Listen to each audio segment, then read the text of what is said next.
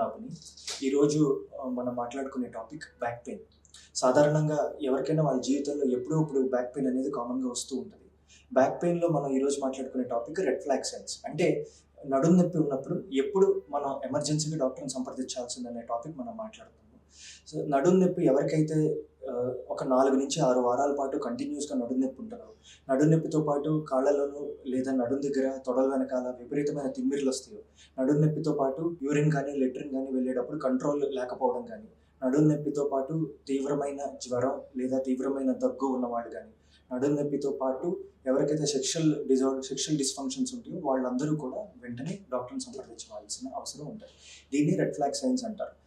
ఎందుకు మనం దీన్ని గుర్తుపెట్టుకోవాలంటే, సాధారణంగా నడుము నొప్పి వచ్చిన వెంటనే ఏమో నార్మల్‌గా నడుము నొప్పి వస్తూ ఉంటది కదా అని మనం నెగ్లెక్ట్ చేస్తాం.